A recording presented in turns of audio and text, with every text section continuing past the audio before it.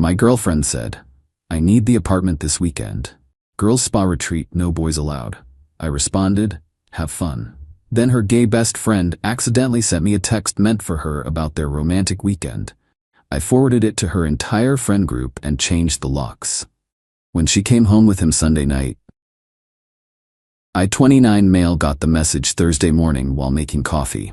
My girlfriend Natalie 27 was getting ready for work, humming some pop song. Babe, I need the apartment this weekend, she announced, not asked. Girls spa retreat, already confirmed with Jess and Mia. No boys allowed, obviously. We'd been together 3 years, living in my apartment for the last 18 months. Never had an issue with her friends coming over before. This weekend? That's pretty sudden.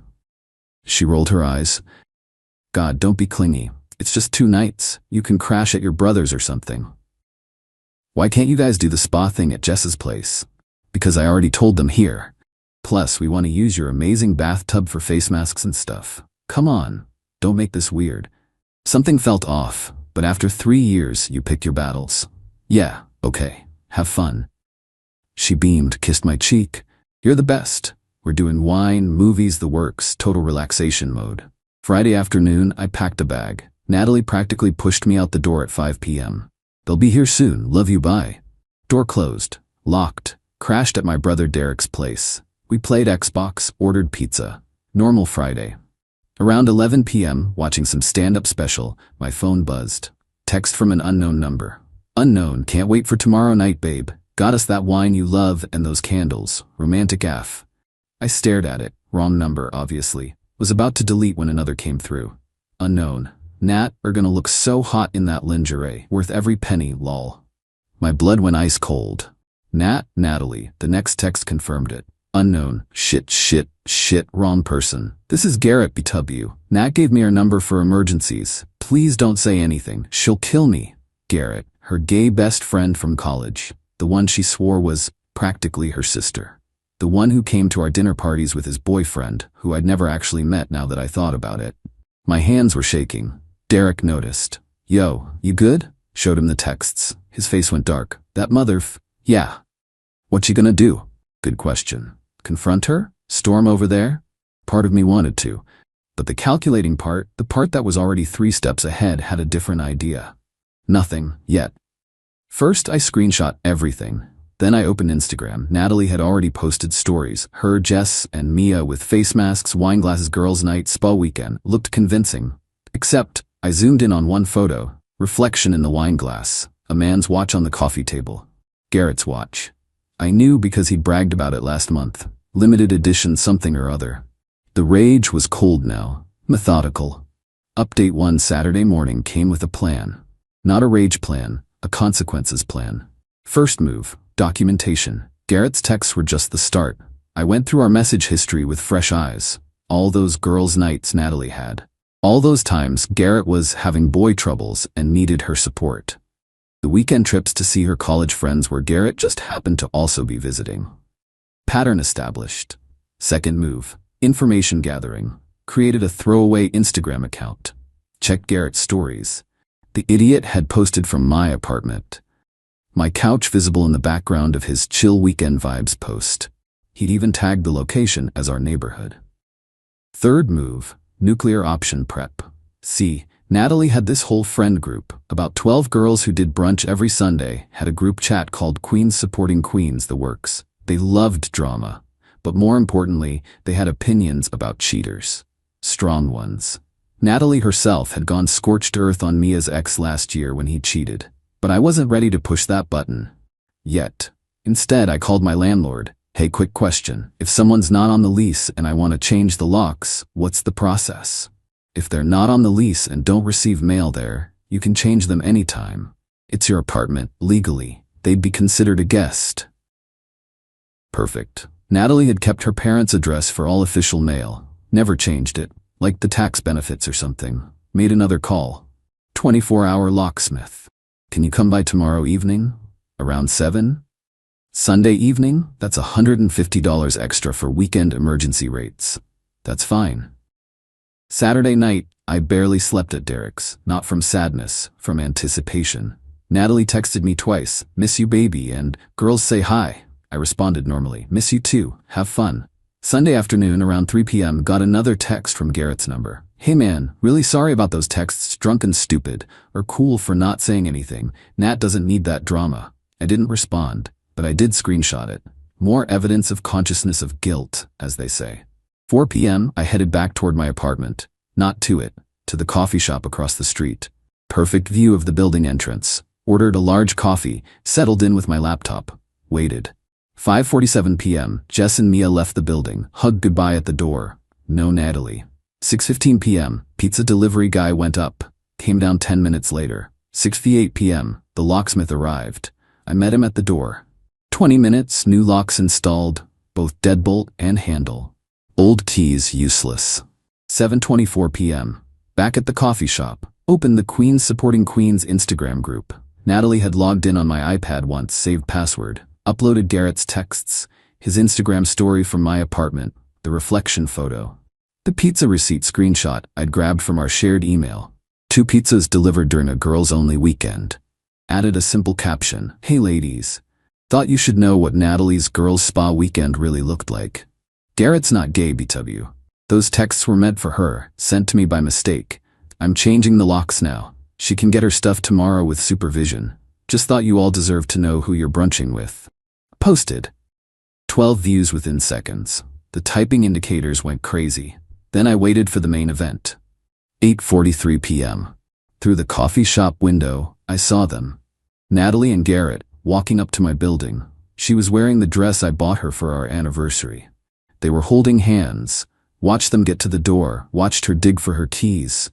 Watched her try the lock, the confusion. Try again, the frantic searching through her purse. Garrett looking annoyed.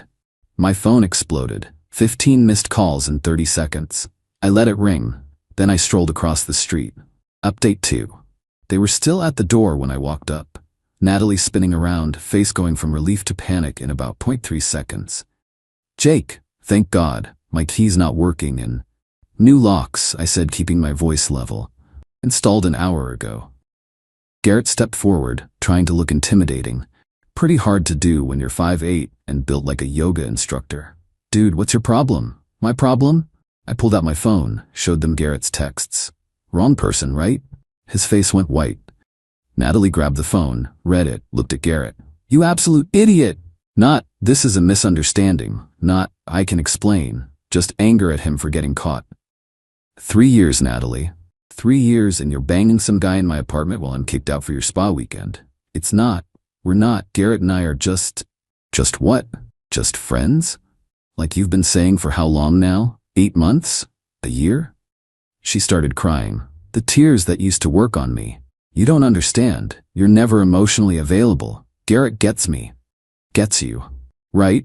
Well, he can get you at his place now. My phone was going nuclear. The group chat had exploded. I glanced at it. Just Natalie DTF?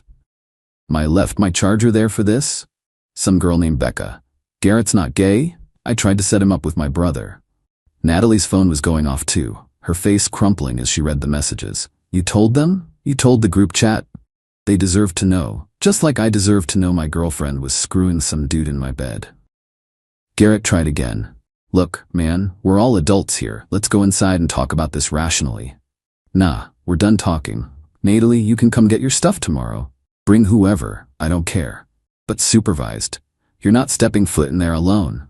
You can't do this. I live there. You crash there. Your name's not on anything. No lease, no bills, no mail. Legally, you're a guest, and I'm revoking the invitation. She turned on the waterworks full blast. Where am I supposed to go? I hear Garrett's got a place. Very emotionally available. Garrett's jaw clenched. It's complicated. I have roommates. Natalie spun on him.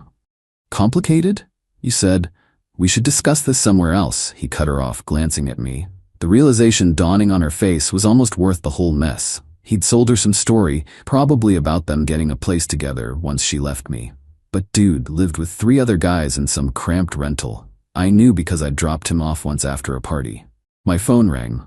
Natalie's mom. I let it ring. Baby, please. Natalie tried one more time. It was a mistake, a moment of weakness. We can do counseling. Moment of weakness? You planned an entire weekend. Made up a spa story. Posted fake photos with the girls. That's not a moment. That's a whole ass conspiracy. Her phone rang. She looked at it, face going pale. My mom. Yeah, she called me too. Wonder how she found out. The group chat. Someone had tagged Natalie's sister, who definitely told their mom. The infrastructure of her deception collapsing in real time. I need my things, my work clothes, my laptop. Tomorrow, text me a time, you get 1 hour. Bring whoever to help carry boxes. That's it. Started walking back to my apartment. They followed. Jake, come on, Natalie shouted. You're being ridiculous. So I made a mistake. Mistake? You kicked me out of my own apartment to hook up with your gay best friend. That's not a mistake. That's a choice. Multiple choices. Dozens of lies. We'd reached my building door. I turned around one last time. Garrett was trying to call someone. Probably those roommates begging for couch space. Natalie was ugly crying now, makeup running everywhere. Oh, and Natalie? Your spa weekend story? Next time you post fake girls' night photos, maybe check the reflections. Garrett's watch was visible in your wine glass. Went inside, locked both new locks. Stood in my apartment. Our apartment, no, my apartment. Her stuff was everywhere. The throw pillows she insisted on, her organic tea collection, the live, laugh, love wall decal I always hated. Poured myself a whiskey. My phone had 47 texts, mostly from the group chat, 23 missed calls, and counting. Natalie's social world imploding in real time. By tomorrow, everyone would know. Not through me spreading rumors, but through her own friend group's gossip network. Heard pounding on the door. Natalie's voice. Jake, you can't do this. My whole life is in there. No, I thought. Your stuff is in there. Your life is out there, dealing with the consequences. The pounding continued for about 10 minutes, then stopped. Then my phone buzzed. Text from building management. Mr. Peterson, we've received a noise complaint. Please address the situation, I responded. Ex-girlfriend locked out after cheating. She's not a tenant. I've asked her to leave. If she continues, please call the police. 5 minutes later, the pounding stopped for good. Monday was going to be interesting. Update 3. Monday morning came with a hangover and 183 text messages. The group chat had gone through several stages of grief overnight. Shock, anger, then the detective phase, where they pieced together all of Natalie's lies over the past months. Turns out I wasn't the only one she'd been playing. Jess texted me privately.